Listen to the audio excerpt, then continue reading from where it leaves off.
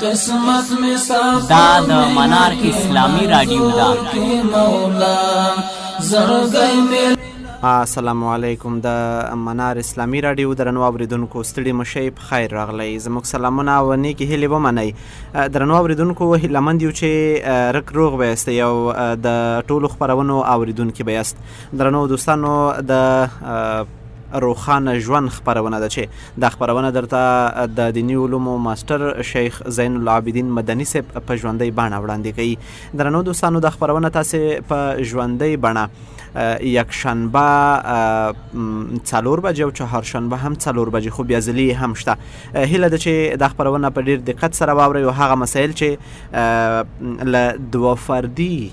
کورنۍ څخه واخله بیا د یوې سترې ټولنې په جوړښت پورې اړه لري، تاسې په دې خپرونه کې واورئ او دارنګه که په دې تړاو کومه پوښتنه هم در سره راسره شریکه کوي. څنګه تاسې وکولی شئ له دوه فردي کورنۍ څخه واخله یوه ټولنه داسې جوړه کړئ چې خلک له تاسې څخه نیک مثبت او نیکمرغه تقلید وکړي، په دې معنی چې هغه کړنې چې تاسې کوئ د ټولنې خودپسندي وګرځي او هغوی هم په دې باندې قدم کیدي. د دې لارو چارو د پوهاوي لپاره همدا خپرونه ډېره مؤثره ده چې شیخ صاحب په یو خاص هنري لهجه تاسته بیان کې او له هغو مسایلو چې له نوي عصر سره مطابقت خوري او په اوسنۍ ټولنه باندې د جوړښت ډېر مؤثر تمامېږي، تاسو سره به شریک کړي. مدني صاحب تاسې ستړي مشئ، په خیر راغلی. مهرباني خوشحاله اوسئ. احساس صاحب هم خوشحاله راباد اوسئ. ستاسو دغه خپرونه همیشه زمونږ تقاضا او ارمان وي چې په ښه طریقې سره وړاندې کړو تر څو زمونږ په ټولنو کې هغه څه چې زمونږ د ټولنې د بدبختۍ سبب دی هغه اوچت شي او زمونږ ټولنې په هوساینه او خوشحالۍ سره وخت تېر کړي انشاءالله. نو درنو اورېدونکو په پیل کې مدني صاحب د څه لارښوونو څخه تاسو سره څه شریکوي چې څنګه وکولی شو ټولنه ښه جوړه کړو چې په هغې کې بیا بېلابېل وګړي بېلابېل اعمال سرته رسوي تر څو د ټولنې نیکمرغي او دارنګه بدمرغي داسې مخ ته لاړ شي، ټول مسایل به تاسو ته روښانه شي. په پیل کې شیخ صاحب څو مسایلو ته اشاره کوي چې له هغې وروسته بیا ستاسې کرښې په 0 350 250 باندې راخلو. پیغام هم راستولی شي چې ستاسې د شخصي او ټولنیز ژوند په تړاو کومې ستونزې د هغې د رفع کولو په خاطر هم کولی شي چې د اسلام د مبین دین د لارښوونو څخه استفاده وکړي او خپل ژوند روښانه کوي. نو لومړی څو مقدماتي خبرې دي او له هغې څخه وروسته بیا ستاسې کرښې راخلو. الحمدلله والصلاة والسلام على رسول الله صلى الله عليه وسلم. وقضى أعوذ بالله من الشيطان الرجيم بسم الله الرحمن الرحيم. وقضى ربك ألا تعبدوا إلا إياه وبالوالدين إحسانا إما يبلغن عندك الكبر أحدهما أو كلاهما فلا تقل لهما أف ولا تنهرهما وقل لهما قولا كريما. عزتمندو د منار اسلامی د رادیو په څپو کې ګرانو او خوږو هیوادوالو، دا پروګرام چې زموږ او ستاسو روان دی او جوړ شوی دی او تاسو سره اشنا یاستئ، خاص په همدې خاطر باندې دی چې موږ څنګه کولی شو چې کورنۍ سالمې کورنۍ جوړې کړو او په هغې کې موږ په هوساینه او آرام او دلچسپۍ سره وخت تېر کړو. دا نه چې هر یو د کور نه وتښتو او کور راته غم شي. دا کور یو نعمت دی. تېره خپرونه کې موږ دې ته اشاره وکړه چې کور لوی نعمت دی. الله په تور د نعمت باندې موږ ته په صورت نحل کې دا پیش کوي چې تاسو ته مې کورونه درکړي دي د سوړو نه د خیمو نه او دارنګې د نورو آبادیو نه، چون په هغې زمانه کې د خلکو داسې آبادیانې نه وې لکه نن سبا چې هغې فقط هغه یو عادي زندګي وه چې د غرونو په سوړو کې او یا د ټوټو نه د خیمو نه یو څه جوړ کړي وو، په هغې کې بیا زندګي تېروله. ټوله زندګي طبعا د عربو دا یو کوچیانه زندګي وه. دا چې مونږ او تاسې نن په ډیرو قیمتي کورونو کې او په قیمت بها کورونو کې او ډیرو عصري کورونو کې وخت تېرو، خو هغې کې مونږ سره سکون او آرام نشته. یا کورونه مو ډېر غټ غټ او خونې مو ډېرې جوړې کړي دي خو افراد پکې نشته، یا مثلا په هغې کې د یو بل سره مینه محبت نشته. څه اساس دی؟ دا اساسونه معلوم کړو.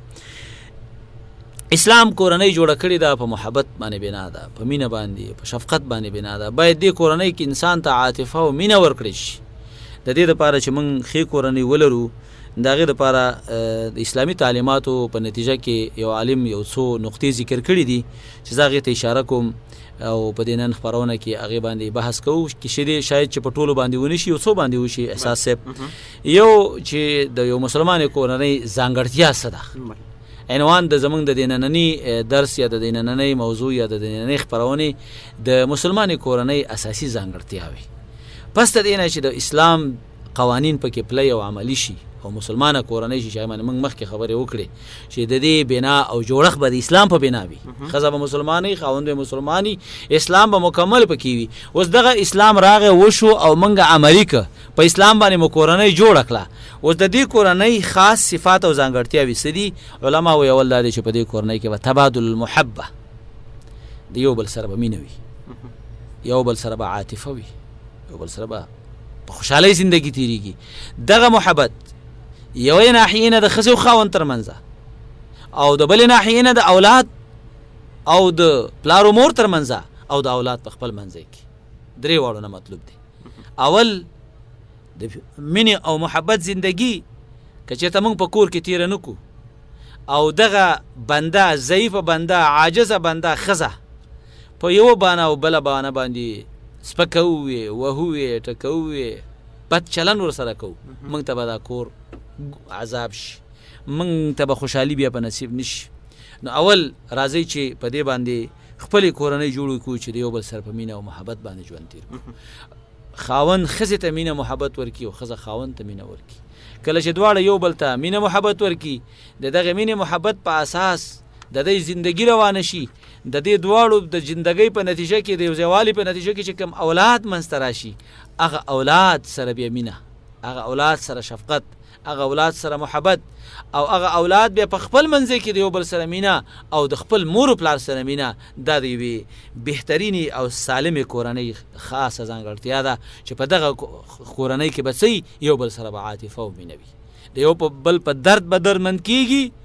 او د یو بل په خوشحالۍ به خوشحالیږي، د یو بل په غم به غمګینېږي او د یو بل نه به زار او قربان کېږي. دا نه چې ښځه د دې ارمان کوي او د دې سوال کوي چې الله د دې خاوند نه مې خلاصه کړي او کله به ترې خلاصېږم، او خاوند دا سوال کوي چې الله د دې ښځې نه مې خلاص کړي کله به د دې ښځې نه خلاصېږم. او دارنګې مور و پلار نه علاوه وروسته د دوی د کشمکش په نتیجه کې بچي خو وایي چې الله د دواړو نه هم خلاص کړي چې دا لانجه هم ختمه شي.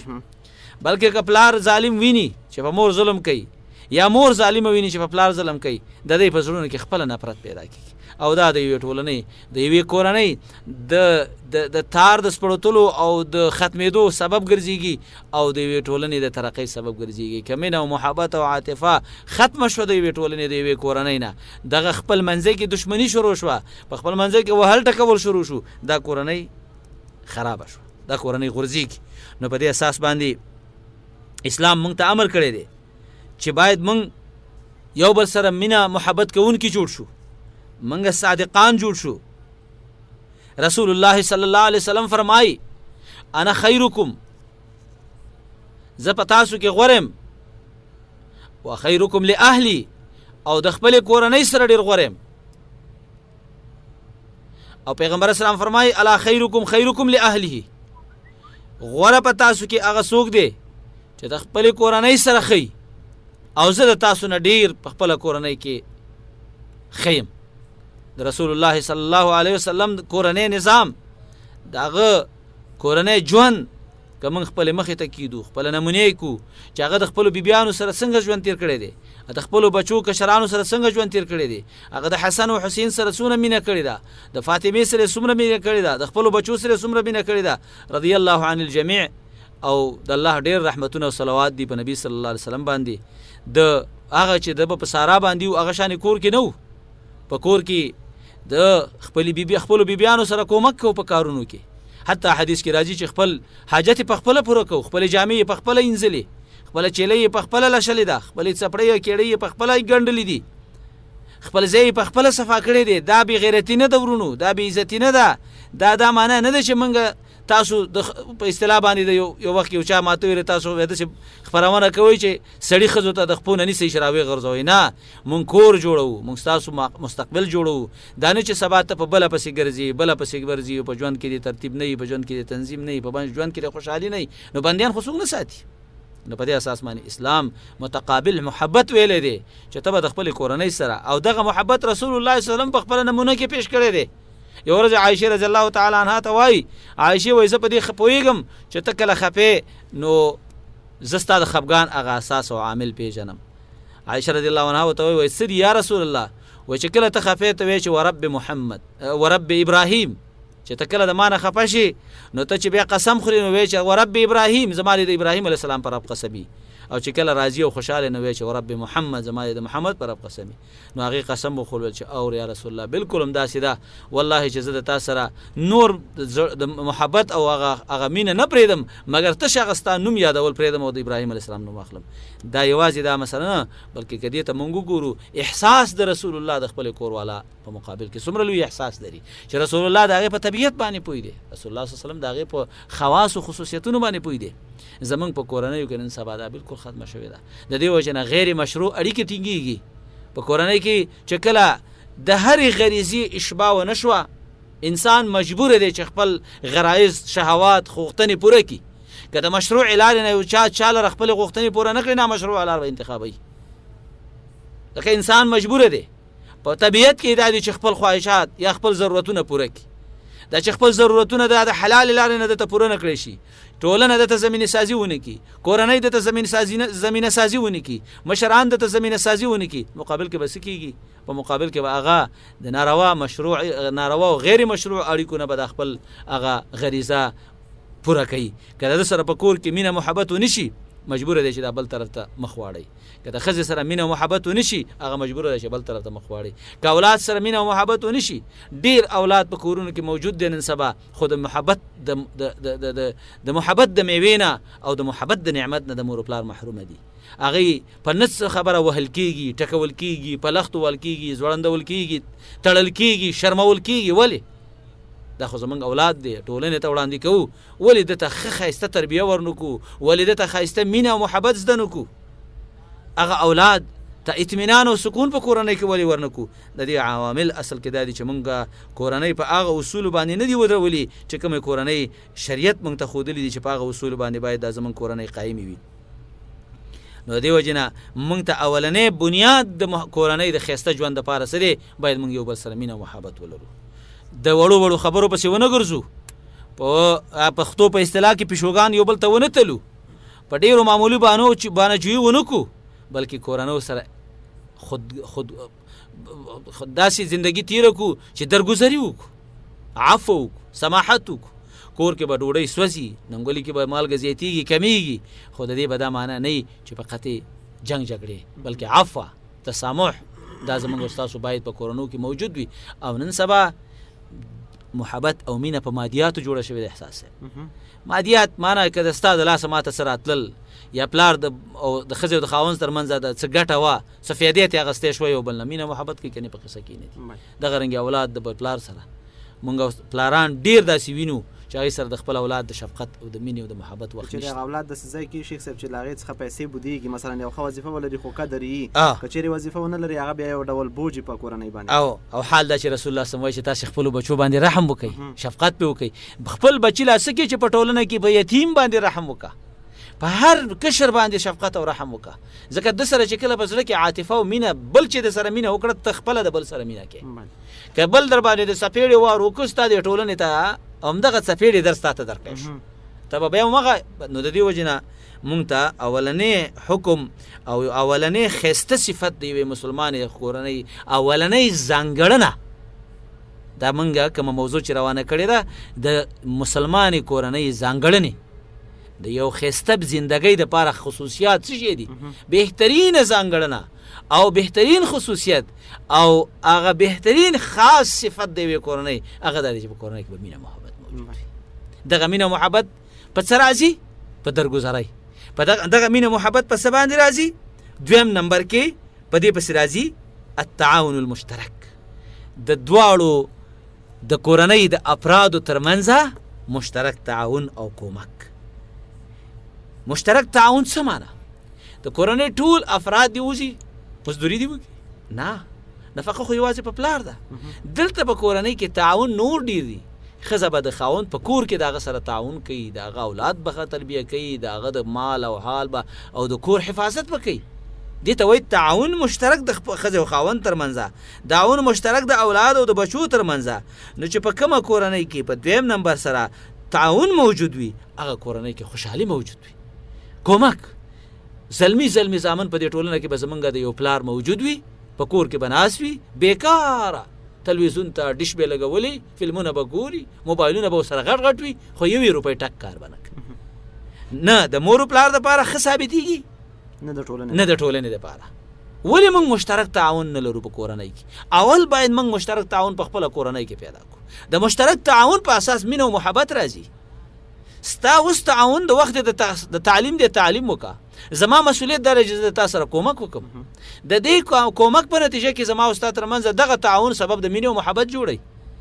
دغه رنګې تعاون مشترک دا دی چې ښځه په خپې نه غځوي، چې خاوند یې راونوځي او په هغه باندې د کور کارونه هم شروع کړي، بلکې تعاون مشترک دا دی چې هغه به د سارا کار کوي، دا به د کور کار کوي. اولاد به د دې په منځ کې د مینې او محبت یو فضا قایموي. اولاد به په خپله چې څه د وسه کېږي، لور به د مور سره کومک کوي، زوی به د پلار سره کومک کوي. دې ته مشترک تعاون وایي. دا دویمه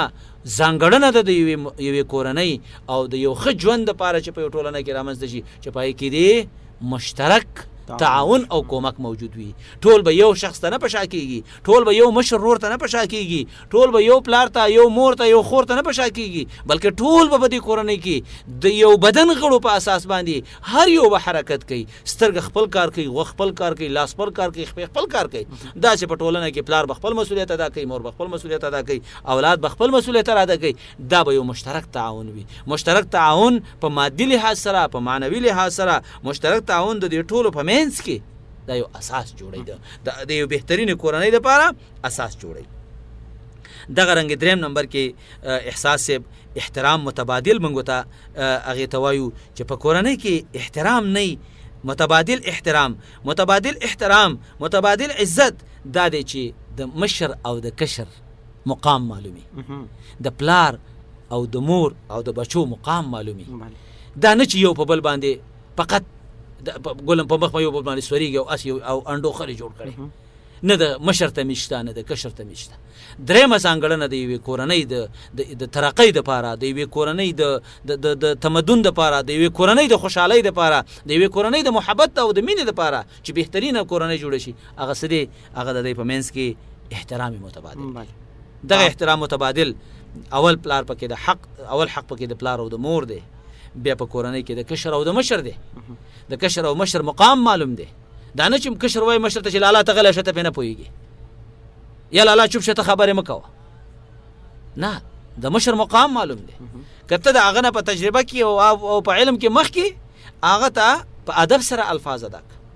احترام متبادل. پلار ته په نامه باندې مه وایه، پلار ته په ښایسته نوم باندې ووایه. احترام متبادل. بچی په غلط نوم باندې مه یادوه. زموږ ستاسې ټولنه کې د بچو نومونه نیم ادا کېږي، د بچو نومونه سپک ادا کېږي. دارنګې پلار به زوی ته وایي وکړه مور ته کنځلې وکړه، پاسه به دې مور دې وارونه وکړه. د بچو په مخ کې هغه خپله ښځې ته به غلط الفاظ استعمالوي، د حیواناتو الفاظ به ورته استعمالوي. دغه مور د خپلو بچو په مخ کې سپکوي. دا درېیمه ځانګړنه د یوې بهترینې کورنۍ هغه څه ده؟ هغه دا ده چې دی کې احترام متبادل موجود وي. او د احترام متبادل دا دی چې مونږ اساساً احترام د مور و پلار وکړو. او پیغمبر علیه السلام فرمایي چې لیس منا من لم يرحم صغیرنا ولم یوقر کبیرنا. زما د امت نه ندي هغه خلک چې زما د امت په کشرانو رحم ونه کي او کشران د مشرانو احترام. دلته ګوره یو عجیبه نقطه ده چې اول په کشر رحم مخکې دی. په کشر رحم مخکې معنا ده چې ته په کشر رحم وکي نو کشر به ستا عزت کوي. که ته په هغه رحم نه کوې او څپېړه ورکې نو بیا دې خپل عزت مه غواړه. دارنګې الله رب العالمین د خپل حق نه وروسته د مور و پلار حق ذکر کړی دی. وقضا ربک الله تعبدوا الا ایاه وبالوالدین احسانا. د خپل رب د خپل حق نه وروسته چې هغه د الله وحدانیت دی او یووالی دی، فرمایي د مور و پلار سره احسان، د مور و پلار احترام، د هغې داسې احترام چې هغه د پلارولۍ مناسب احترام وي. نه به داسې احترام یې کوې چې ته هغه ته خپو ته ټیټ شي او سجده ورته وکړي.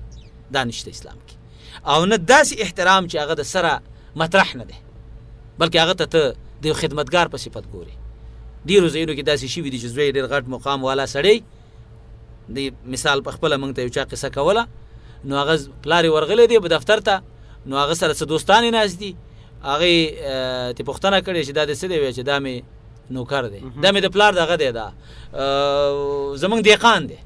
هغې پلار ویل چې دا زمونږ دهقان دی. نو پلار مو ته بیا ډېرې سختې خبرې کړې وې. نو خبره دا ده چې پلار ته د دیقان نسبت یا په پلار باندې ځان شرمېدل چې زه څنګه دته نسبت او وکړم. حالان کې دا مغه پلار دې ځای ته را رسولی. حال دا چې اساس د بنیاد د پلار دی. نن سبا ډیر ځوانان د نه اهلی د وجې نه د خپل پلار په نوم اخیستو شرمېږي، خپل پلار ته د په پلار ویلو شرمېږي. څه خو پلارانو مسؤلیت نه دی ادا کړی او څه دا دی چې مونږ کې هغه دیني رشد کم دی. نو دې وجې نه د احترام متبادل په اساس کې اول احترام په کورنۍ کې باید د مشرانو وي. مشرانو کې مور و پلار، مشران ورونه، ځکه حدیث شریف کې راځي مشر ورور په منزله د پلار دی. د هغې احترام دا لازمي دی په موږ باندې. دغه رنګې څلورم هغه چې ځانګړنه او خصوصیت دی د یوې کورنۍ دپاره او د هغې د مینې او محبت د ژوند دپاره، په کور کې به یو مشر وي او د هغې مشر به اطاعت کېږي. نن سبا ډېرې کورنۍ مشر نه لري. پلار هم د مشر ولی حیثیت د لاسه ورکړی دی او نه ورته کشران مشر وایي. حال دا چې اسلام د کورنۍ مشري چاله ورکړله؟ پلار له او د دغې مشر به تابعداري کېږي. منم د احترام دې کوم، لاس دې چپوم، مخ دې ښکلوم، پلار مې، خو اطاعت دې نه کوم. شیخ صاحب لاملونه څه کیدای شي چې مثلا د پخوا په پرتله باندې اوس هغه متقابل احترام، اطاعت، فرمانبرداري او عزت په هغه کچه باندې چې څوک په علمیت کې هم لوړي، په مثلا په ښایست کې هم لوړي، خو یو بدرنګه مشر ورور د باندې چې بېسواده مي څه لریم نه خو مشري هغسې احترام چې پخوا به کېده چې اصلا د هغه مخکې به خبر هم نه شوه کېدی. اوس چې یو دوه ټکي یا یې پښتو یا انګلیسي لږ فصاحت باندې برابروي نو هغه ورور چې په کلي کې ژوند کړی د هغه داسې ورته ښکاري چې د ده اولاد یا د ده کشر دی. یعنې لاملونه اوس څه کېدلی شي چې هغه پخوانۍ مینې احترامات دا اوس اصلا له منځه تلي؟ هغه اساسا احساس صاحب دې ته موږ اول نه اشاره کړې وه چې یو خو دا دیني رشد او پوهه کمه شوه او دویم په مادیاتو باندې زندگی جوړه شوه. اساس دلته بل شی دی. که موږ دا زندگی په مادیاتو جوړه کړو چې ستا د لاسه ما ته څه را رسېږي نو زه ته لاس په نام ولاړ یم خو که لاس نه را رسېږي او سپین ږیری شوې نو بیا دې په قصه کې نیم. او دریم څه خپلو پلارانو مسؤلیتونه خپل نه دي پېژندلي، هغې نه دي ادا کړي. که پلار خپل مسؤلیت ادا کړي د اولاد په تربیه کې او د دې اسلامي او صحیح تربیه وکړي چې هغه د حق دی، حقوق دی، چې د باندې اسلامي زده کړې وکړي، په د باندې د قرآن او سنت زده کړه وکړي، په د باندې ته مسجد لاره وښیي، دته الله وښیي، نو دغه بچه به دا وپېژني. او دویم مادیات دي. پلار تر هغې پلار دی چې په وظیفه کې یو څه راوړي. چې کله ته پلار ختم شو او زوی آمدن شروع شو او زوی په لاس باندې کورنۍ ته سر راځي، بیا ټول دی زوی ته هر یو ته ګوري، پلار یو په بل سپاري. او دریم خبره دا دی چې دیني رشد کم دی. دیني رشد هم دا دی که ستا پلار ضعیف هم شي واخفض لهما جناح الذل من الرحمه، د شفقت وزرې به پرې راچې. که ستا پلار بوټۍ سپین ږیری شي هم ستا پلار دی. که دا په ځوانۍ کې چې کله د ده ځواني و ستا پلار نو دا په بوډاوالي کې هم ستا پلار دی. د ده د پلارولۍ حقوق چې څومره دا ضعیفه کېږي په تا باندې اشد او تاکید راځي. که ځوانۍ کې هغه تا ته ضرورت نه لري خو ته به احترام کې، مګر چې بوډا کېږي ډېر زیات به کې چې دا څومره کمزوری کېږي ستا مسؤلیت پسې واقعېږي. نو د دې وجې نه دغه درې امور سبب د دې دی چې مونږ خپل مسؤلیت نه دی ادا کړی، مادیاتو باندې زندگی ولاړه ده او دیني رشد کم دی. ځکه په کورنیو کې نن سبا د مشرانو قدر نشته، د مشرانو احترام نشته، د مشر خبره نه منل کېږي. هر سړی خپله من دی او بل چاته نه دی تسلیم. وجه څه ده چې دلته زمونږ هغه دیني رشد کم دی. نو د دې وجه نه مونږ باندې په کار دا ده چې که مونږ غواړو چې یو بهترینه کورنۍ جوړه کړو، مشري احترام ولرو د مشرانو. په 5م نمبر کې احساس صاحب پلاران باید مناسبه خرچه وکړي د یوې بهترینې کورنۍ، د یوې مسلمانې کورنۍ. ځانګړنه په دې کې ده چې هغه مناسب نفقه ده چې په پلار باندې لازم ده چې په اولاد باندې وکړي. نن سبا مونږ ګورو دا هم یو علت دی ولې بچي د مور پلار خبره نه مني، ځکه مور پلار د هغې صحیح نفقه نه ورکوي، صحیح جامه نه ورکوي، صحیح تعلیم نه ورکوي، صحیح تربیه نه ورکوي. نفقه حق دی د ښځې او د کشرانو بچو اولاد په پلار باندې، او دغه نفقه د استطاعت او د طاقت مطابق شریعت په مشر باندې لازمي کړې ده. نو په کار دا ده چې مشران د کورنیو دغه توازن وساتي، هغې ته هغه چې د هغې ضرورت دی هغه ورله ورکړي. دارنګې د د دې ټولو په مقابل کې مونږ کولی شو چې یوه ښه کورنۍ لاسته راوړو، یو بهترینه کورنۍ لاسته راوړو چې په هغې کې محبت وي، په هغې کې مینه وي، په هغې کې سکون وي، په هغې کې قرار او آرام وي. که چېرته دا 5 شیان موږ د نظر نه وغورځوو، زموږ کورنۍ خدای نخواسته هغه به په یو غوغا باندې بدله شي، په یو داسې فضا به بدله شي چې په هغه فضا کې به بیا د کورنۍ حیثیت به نه پاتې، فقط تش هغه د میږیانو سوړه ده، څوک به نه وځي او څوک به وځي. شیخ صاحب له تاسې څخه ډېره زیاته مننه. کور مودان واقعا په زړه پورې مسئلې به و هغه فکټورونه چې تاسې ورته اشاره وکړه دا د دې لامل کېدلی شي که څوک یې عملي کړي نو ژوند به یې له ښکلاو څخه ډکي. دلته درنو اورېدونکو په رواني او شعوري لحاظ باندې ځینې خبرې وشوې چې که لږ دقت ورته وشي نو روانا هم انسان کولی شي چې له دغه نقطو څخه په استفادې خپل ژوند جوړ کړي. یوه کورنۍ هغه وخت پراګنده او تیتو دانه کېږي ستاسې په ژبه چې په هغې کې هم دغه اصلونه اصلا له منځه لاړ شي. په کور کې مشر دی، مشر ورور دی، پلار دی، مور ده، او که ټول نه وي نو یو مشره خور هم کېدلی شي چې د مور او پلار په حیث باندې واقع شي. خو کله چې په کور کې داسې تعاملات کېږي له بهر سره په کلي کې او د دې کور مشر پرې باندې خبر نه شي، دا په خپله یوه د بې اتفاقۍ لاره ده، ځکه چې دلته زړه بوږنونکي عوامل پیدا کېږي چې د کور مشر ته دا ګیله پیدا کېږي چې زه مشر یم او له ما څخه څوک اجازه نه اخلي اصلا. نو دا یو له هماغه څه څخه ده چې ریښې پیلېږي او بیا کورنۍ هغسې کېږي. نو شیخ صاحب تاسې ته په زړه پورې خبرې وکړې، ستاسې کرښې هم راخلو، څو پوښتنې په پیغام کې هم راغلي دي. یو ځل یې درته شمېرې وایم: 0 350 350 288 0 250 250 188. بله مهمه خبره ده چې تاسې ځوانان چې له کورنۍ څخه بېزاره یاستئ، له خپل مور او پلار څخه، دارنګه د ټولنې له وګړو څخه کولی شئ چې لارې چارې په همدې خپرونه کې ترلاسه کړئ. اړیکه لومړنۍ ځواب به تاسې ستړي مه شئ، بلې ستړي مه شئ، مهرباني. منار اسلامي راډیو دا روښانه ژوند خپرونه ده. یو دانه د خوب تعبیر راته هغه کړی چې ډېر کوشش کېږي چې زه خواريانې وکړم چې زه هغه میلاو شم او زما اواز منع شي کولی. ښه، نو بیا رسنۍ تاسې تعقیب کړئ. دا د خوبونو د تعبیر خپرونه موږ لا نه لرو، نورې راډیوګانې شته دي، تاسې هڅه وکړئ. یو تعبیر د پرسنټاج څخه تعبیر هغه اوس بس نور دې نه کوي. ښه، مهرباني. تعبیر ته واخله.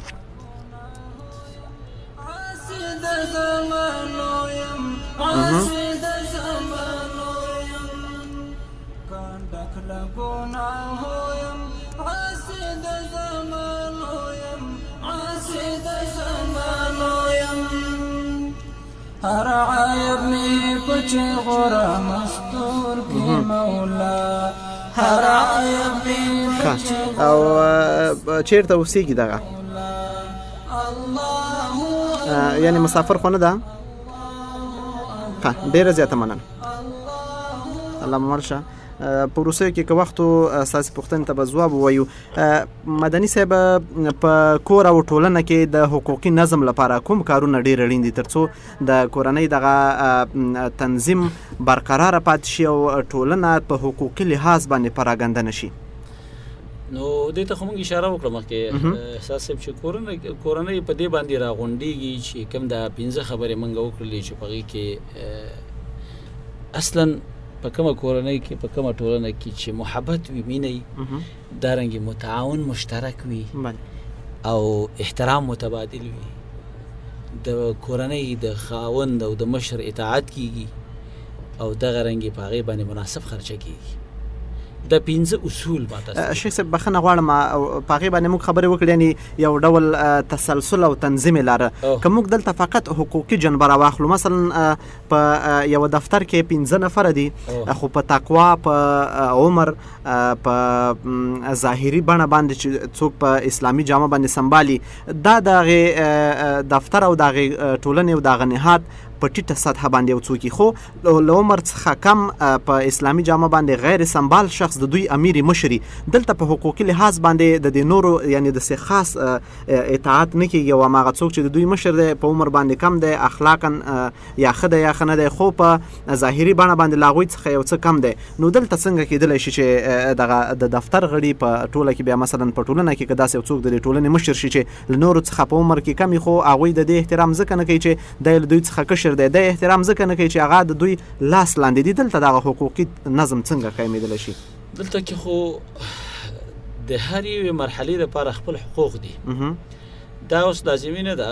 الله تعالی یعنی مثلا یو کس ته علم لحاظ سره فوقیت ورکړی دی، پوهه ورکړې ده. دا طبعا په ناپوهه باندې هغه که مشر وي که کشر وي افضلیت لري. خو دلته دې کشر ته دا وایي چې تا ته خو ما افضلیت درکو، خو د افضلیت معنا دا نه ده چې ته د مشر بې احترامي وکړي. لکه همدا خبره شوه چې موږ په مشر ته چې دادا یا لالا یا کاکا ته پې نه پوهېږي ته نه، احترام متبادل پکار دی. د ده د علم او د ده د پوهې د ده د هوښیارۍ د ده د عقل تقاضا خو دا ده چې د ده دا دې مشر کړی شي او مشر شو، که په دفتر کې مشر دی که په شرکت کې مشر دی. البته ګوره دا خبره احساسیه په کور کې نه ده مطرح. کورنۍ کې مشري اسلام پلار له ورکړې ده. ټیک ده زوی به تعلیم یافته وي، پلار به جاهل وي، نه به پوهېږي، خو د ده مشر دی دا به ورسره په افهام و تفهیم باندې ځي. لکه ابراهیم علیه السلام خپل پلار مشرک ته آزر ته څنګه خطاب کوي؟ یا ابتی یا ابتی. ابتی عربی کې ای پلار جانه، ای پلار جانه اصطلاح به ورسره د ادب استعمالی. که دا ستا پلار داسې په پلار دی چې هغه په دنیوي چارو باندې نه پوهېږي، خو ته د دې حق لري چې مشوره ورته ورکړي، مګر مشري ترې نشي اخیستی. مشر همغه دی، ته به هغه ته نیکه صالحه مشوره ورکړې چې یاره پلاران مشوره داسې که وکړو دا به ښه وي،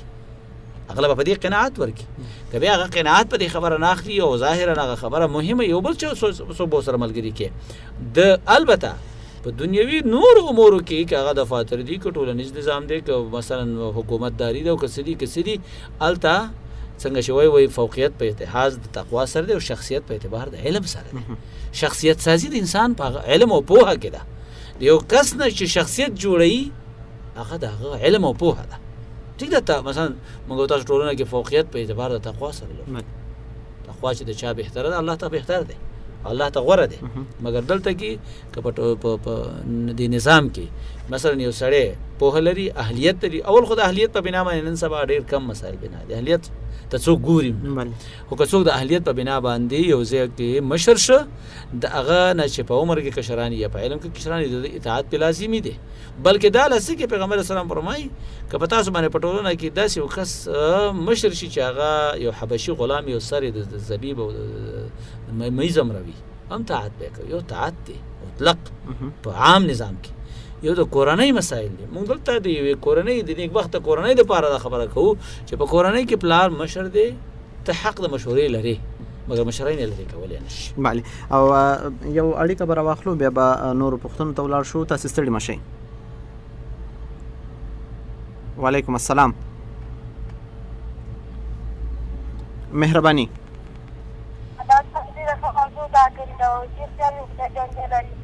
دا معنا راځي د خدای جانبي د دې خبرونه ده.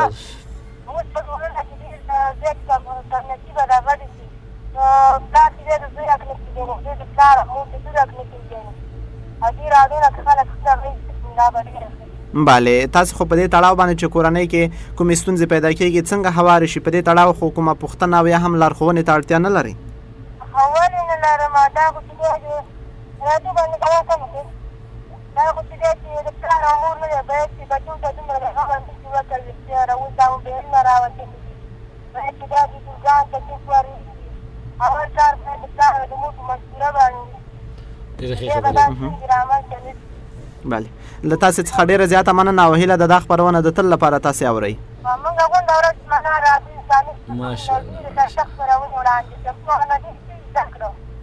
ډیره زیاته مننه. اهل بیت سیرت جمعه او شنبه د شپې 8 بجې خپرېږي، ډېر اړین دی تاسې لپاره. سمه ده؟ اللهم الشه. نو کله چې زموږ د خویندو له ډلې څخه څوک د دې ارزښت باندې پوه شي، ورونه خو باید سل په سلو کې په دې باندې پوه شي، ځکه چې خویندې د همدې ورونو په لاس کې دي. په همدې تړاو باندې یو پوښتنه شیخ صاحب، مثلا دوهمه ښځه یا دوهمه نکاح په کومو شرایطو کې موجوده کورنۍ د بې اتفاقۍ لامل ګرځي؟ مثلا دا خو سمه ده چې یو څوک هغه 3 اصلونو باندې متکی پیسې ولري، جسمنم دی قوي اوسي او خواهشات هم د لومړۍ نکاح څخه څخه پوره کېدلی نه شي دی مثلا کولی شي چې یو بله نکاح واخلي خو دا په کومو شرایطو کې بیا د دې کورنۍ په بې اتفاقۍ باندې تمامیږي داسې دی چې یو خو د شي یو د حکم یو رواوالی دی یو افضلیت دی بله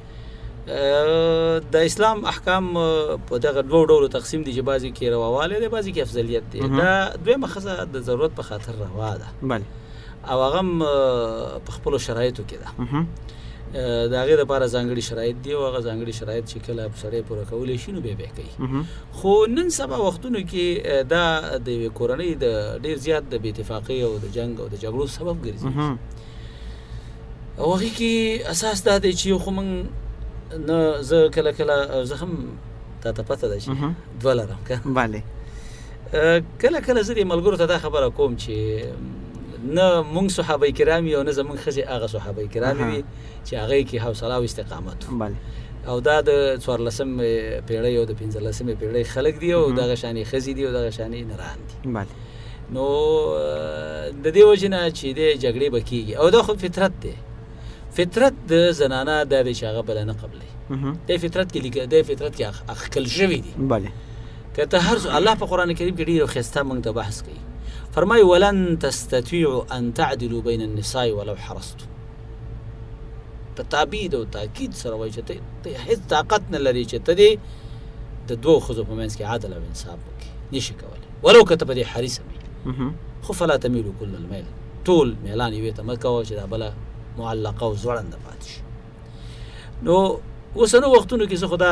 توصیه کوم دې خلکو ته ځکه چې عربی متل دی وایي د سل المجرب ولا تسل الحکیم تجربه کار نه پوښتنه وکړه حکیم نه مه کوئ چې دې مسایلو نه باید ځان وساتي یعنې له دوه نکاح څخه بلکل ځکه دا د کورنۍ د بې اتفاقۍ سبب ګرځي گزاره دې ورسره وکړي که چېرته یې گزاره نه کېږي اګه دا شرعي حکم زه نه ماتوم زه شریعت کې جواز لري خو هغه خبره چې هغه څومره عوام خلک وایي د 15 منټو خوند دی د ټول عمر ټینشن دی نو دا خبره صحیح ده نو شیخ صاحب که په هغو ټکو باندې لږ رڼا واچوي چې مثلا تاسې وړاندې اشاره وکړه چې تاسې هم په دې مسئله کې دخیل یاستئ چې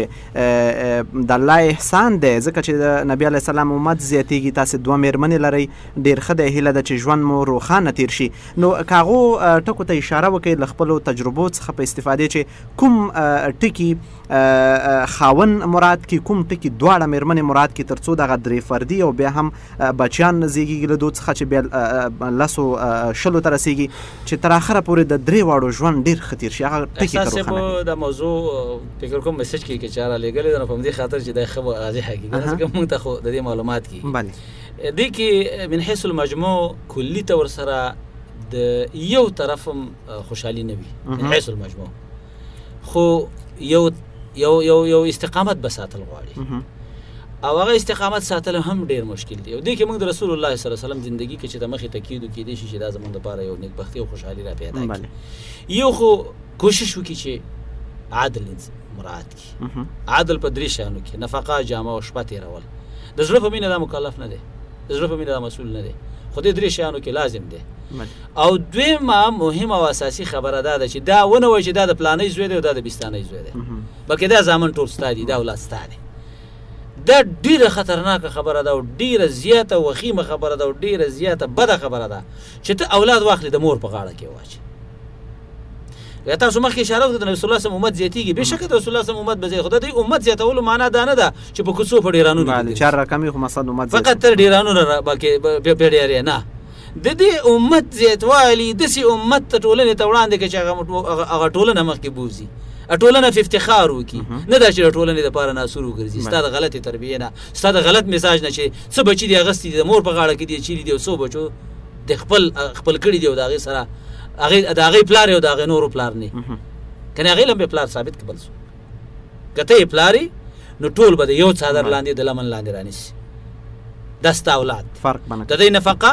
د دوی جامه د دوی حقوق پتا دي شریعت جواز درکړی دی په دې معنا نه دی چې ته دې د مشرې ښځه ګاونډی وګرځې یا د مشرې ښځه د کوره وباسي یا د اولاد د مشرې ښځې په غاړه کې واچوي تاسې پوه شو مور هم پوه شو بس زما ما پرېږدئ نه دا غلطه اسلام د دې هېڅکله او په دې باندې به په کورنۍ کې همیش خفګانونه وي حتی چې د مرګ خطره هم پکې د پلار شته خو کپلار تناسب د اولاد منځ کې د مینې یو شانتي وساتي ځکه اولاد د دې بله کستا مور مثلا یو سړی دوه ښځې ولري او د یوې بچو ته وایي چې ستاسو مور مې خوښه ده تاسې زما بچی سې راځي او د بلې ته وایي چې ځه دا غلطه خبره ده بچو څه ګناه کړې ده او بل خو زمونږ او ستاسې ټولنه کې ټول رواج دی رسم دی همیش د دویمه ښځه کوي په خاطر په دې خاطرې باندې کوي چې اوله باندې ظلم وکړي زه په دې پوهېږم چې 80% د حقیقي ضرورتونه نه لري یا غلطې رابطې دي غلط تعلقات دي یا داسې ضرورتونه دي چې هغه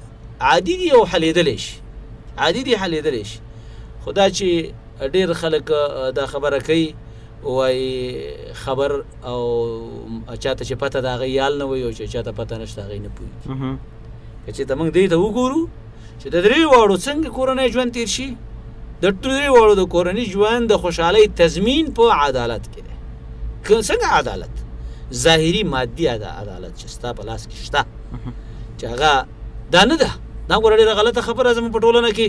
یو سړي ماته وویله چې یاره زه خو مولوي صاحب ډېر زیات عدل کوم دواړه ښځې په یو کوټه کې اوسومه دا عدل نه دی دا ناروا ده چې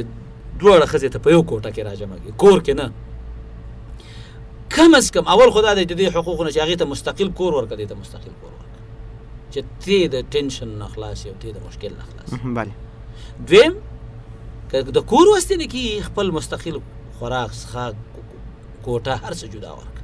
چې هغه په خپله خوښه خوراک وکړي او دی په خپله خوښه وکړي موږ ولې ټولنه کې د جنګ زمینه سازي جوړه کړله د ښځو منځ کې جنګ یو بل د یخښانو نه نیسي شو کوي ولې اصل کې موږ یو بل سره نږدې کړي دي په داسې حالت کې چې دا باید جدا واوسېږي که ستا وس د دې وي چې سړی ښځه کوي اول دې دا وګوري چې دې ته زه جدا زندګي ورکولی شم که نه شم که چې د جدا زندګي نشي ورکولی بالکل به نه کوي ځکه دې کې د دومره مشکلاتو د دومره فساداتو د ایجاد او د راتللو خطره ده چې حتی کېدی شي چې کورنی ژوند پرې د منځه لاړ شي د منځه لاړ شي زما توصیه دا ده چې سړی اول دې ته ضرورت نه دی که ضرورت یې وي شریعت راوا کړې ده نو بیا به هغه شروط مني په ځان باندې او د هغه شروط مطابق بله ډېره مننه شیخ صاحب وروسته هم په دې مسأله باندې لږ روښانتیا اچوو اوس یو اړیکه راواخلو چې له وړاندې څخه منتظر دی 0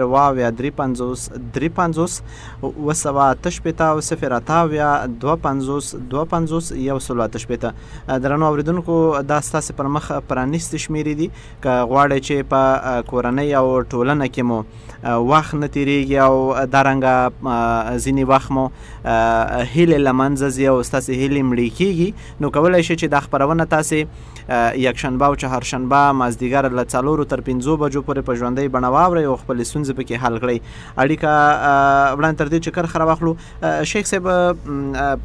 په یوه کورنۍ کې د کشرانو هیلې څنګه وپالل شي چې مشران هم شتون ولري کشران به بېلابېلې هیلې لري په ژوند کې بېلابېل نظر به لري وړاندې تاسې مثلا په خپلو خبرو کې اشاره مو وکړه چې مشري فقط د پلار ده او که چیرې پلار نه نو مثلا مور ده او که چیرې هغه هم نه د مشر ورور په دې ترتیب باندې نو د کشرانو هیلې به څنګه پالل کېږي چې په کورنۍ کې یو مشر موجود وي چې بغیر د هغه د اجازې څخه څوک اصلا یو ملګري خواته هم نشي ورتلی نو دا هم اصلا که دوی په اوسني نظام چې اوسنی عصر څه رقم ترتیب شوی دی چې هر څوک خپله مفکوره لري او هر څوک خپله یو شخصیت دی نو دې شخصیت ته په کتو چې یو څوک څنګه وکولی شي په راتلونکي ټولنه کې دی هم یو مشر واوسي یو قادر به واوسي او له همدې کوچنیوالو څخه یې روحیه پیاوړې شي نو له کومو لارو چارو استفاده وکړي خبره ته اشاره وکړه یو مشري ده یو استبداد دی او ظلم دی مشري دی د هر پلار ومنل شي مشر دی بله خو ګران پلار به ظلم نه کوي تهدید به نه کوي د هغه ازادي به نه سلب کوي د شریعت په حدودو کې دا ټول بچي د ازادي لري خو د ازادۍ معنا دا هم نه ده چې ته یو پټ تخته موبایلونه واخلې په جوب کې ورته کېدي چې ته ازاد یې موږ نه دلته د تربیې کچه خرابه شوې ده یو طرف ته استبداد دی په کورنۍ کې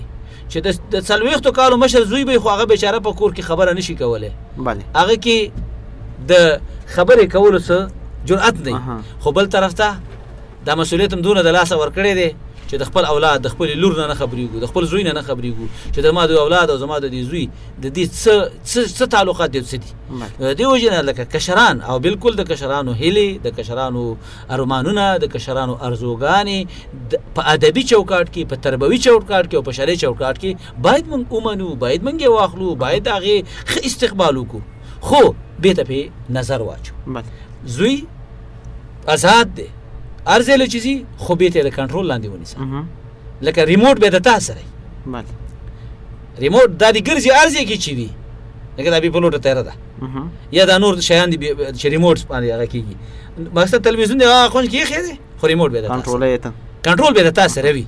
دا نه دی چې زما زوی غټ شو واده مې ولکو په خپل سر دی ګرځي به نه ریموټ څه معنا ده چې بچی چېرته تللی وي دا عیب نه دی دا د ازادۍ سلبول نه دي ای زامنو ته خطاب زه کوم چې زویه که د تا نه پلار پوښتنه کوي چې بچی چېرته تللی وي یا چېرته ځي دا عیب مه ګڼه دا ستا ازادي سلبېدل نه دي بلکې دا د پلار تربوي مسؤلیت دی چې د تا نه پوښتنه وکړي ځکه که تا نه پوښتنه ونه کړي او ته په خپل سر لاړ شي ستا د یار دوست معلومات هغه ته نه وي ستا سبا ته خدای نخواسته سل مسایل ته پیدا کېږي دا پوښتنه پلار حق لري چې بچی د چا سره ګرځي بچی چېرته تللی وي شپه دې چېرته کړې وه دا د چا په حقوقو کې او د چا ازادي سلبول نه دي احساس بلکې دا مسؤلیت ادا کول دي ازادي سلبول دا دي چې هغه ته د خبرې حق نه ورکې هغه ته د ملګري یا د یو چا کره د تلو حق نه ورکې یا په هغه باندې اعتماد نه کې په کورنۍ کې هغه باندې مالي اعتماد نه کې هغه